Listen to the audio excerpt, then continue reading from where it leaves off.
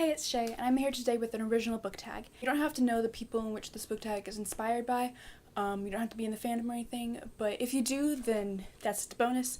So for whoever I tag, feel free to tag anyone else and explain that they don't have to know about the inspiration. This is the Dan and Phil book tag. I kind of have a lot of questions, and that's because there's just so many symbols that Dan and Phil have collectively, which I drew inspiration from for my questions, and I ended up with 19, and I was gonna cut it down, but then I was like, you know what? That's how old I was when I just was introduced to them, so I think I'm just gonna keep it at 19, but I'm gonna try and go through them really quickly.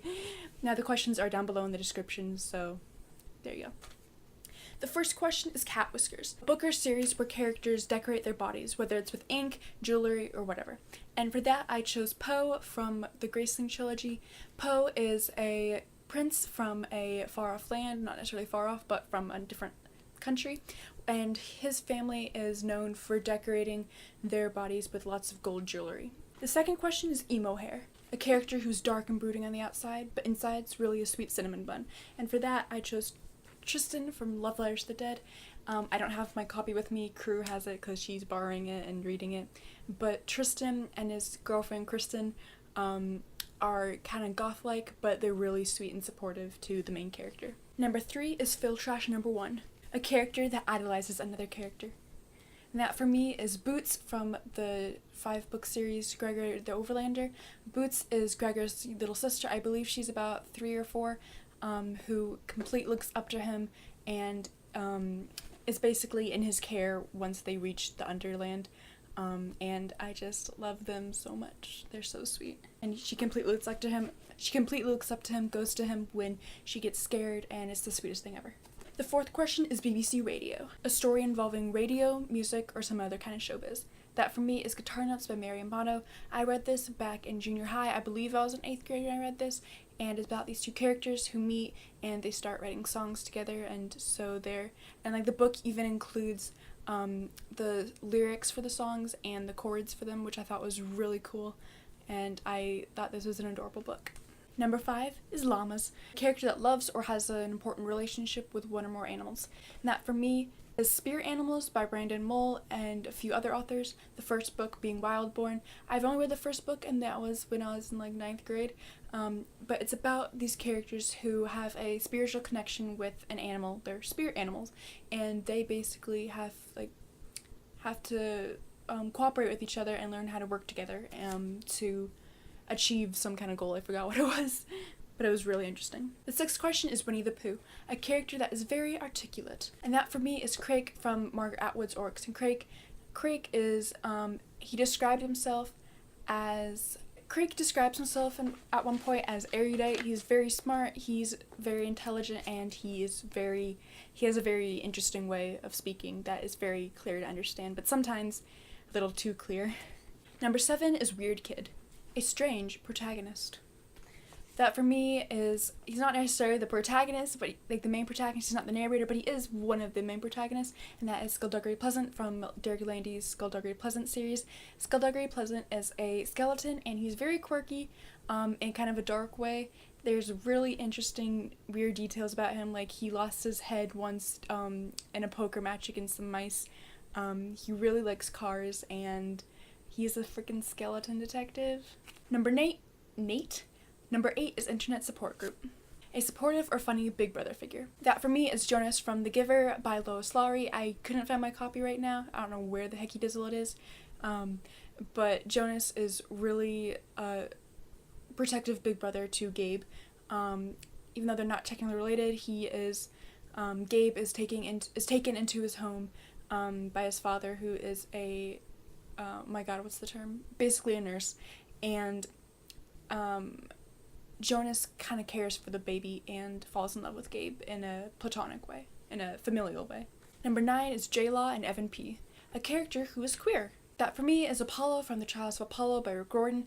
Now, I love this series because it is Rick Gordon and it's in the Percy Jackson universe, So if you read this book, then start with the Percy Jackson Olympians, then Heroes of Olympus, and then Trials of Apollo, because this is the third series having to do with those characters.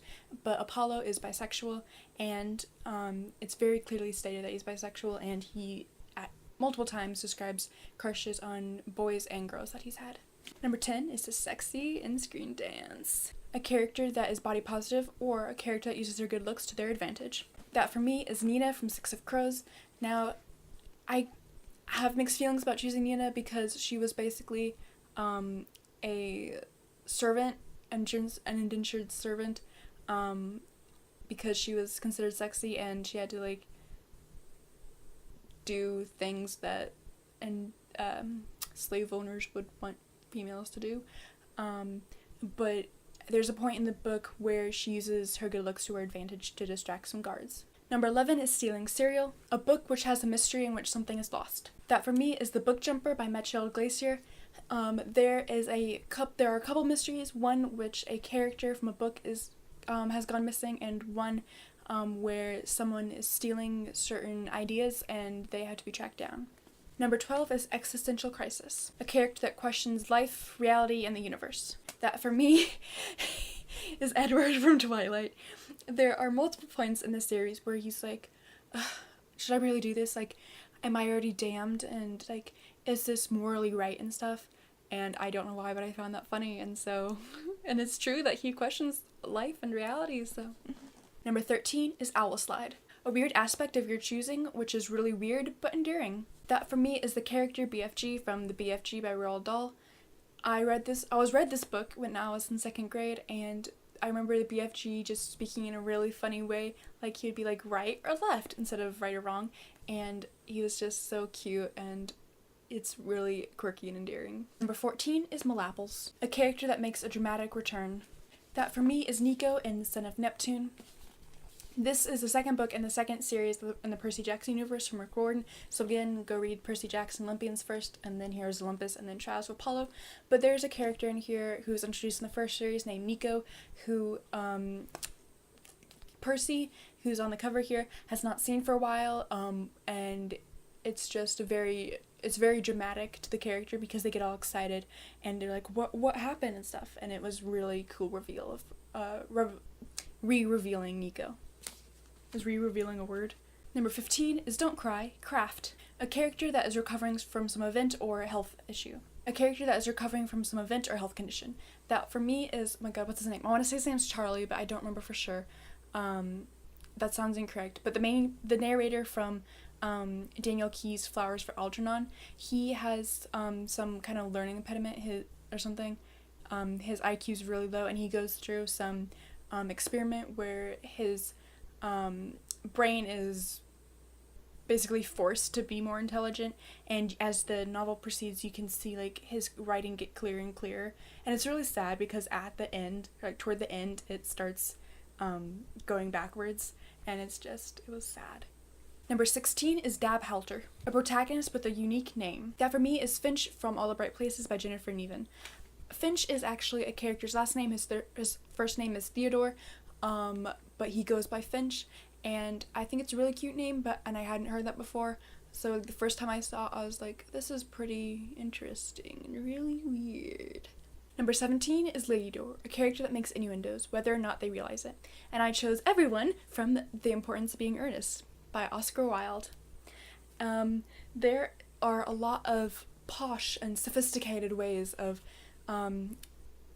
suggesting that characters do things. Like there are a lot of scenes involving food where they're discussing like I can't remember any specific types of food, but there's a lot of sexual innuendos having to do with food from men and women. Number 18 is Baboose, a set of characters that shows their affection by gently bullying each other. I chose Kendra and Seth from Brandon Mull's Fablehaven. Kendra and Seth are siblings in which they're about a year and a half apart. Kendra is the older sister and Seth is the younger brother, and they love each other, but they also annoy each other a lot, and so they will do things to get each other in trouble and get tattled on each other to the grandparents, and it's really interesting. will tat on each other on their grandparents, but in the end they will do anything to help each other, and it's really sweet. And the 19th and final question is fan. A set of characters which you can't tell if they're dating or if they're just best friends. And that, of course, for me is Dan and Phil from The Amazing Books Not on Fire. I'm just kidding. But seriously, are they dating or not? No one can know, but I think they are. But I choose Percy and Annabeth from Rick Riordan's, oh my god, I had a book from each series. Percy and Annabeth from Rick Riordan's Percy Jackson Olympian series. It's the first one, The Lightning Thief. This is the first book in the first series, so go read this, and then go read Heroes of Olympus, and then go read Trials of Apollo, because they're amazing.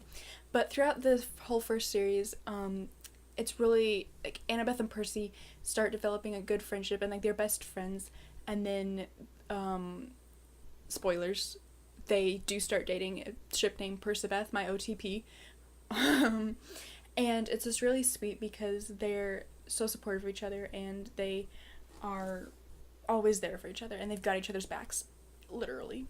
And, like, fighting, they always have each other's backs. So that was it for the Dan and Phil book tag.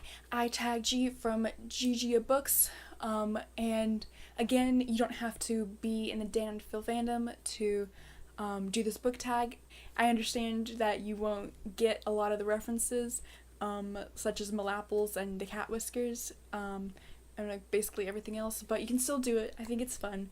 And again, the more people that are tagged and do the book tags, the closer the booktube community gets. So if you like this video, hit the thumbs up, and if you want more bookish, writerly activism content, don't forget to hit subscribe. Over there is my last video, and down there is the playlist for other book tags I've done. I upload every Saturday, so don't forget to ring the little bell so you get notified when I upload, and I will see you in another video. Thanks for watching. Bye.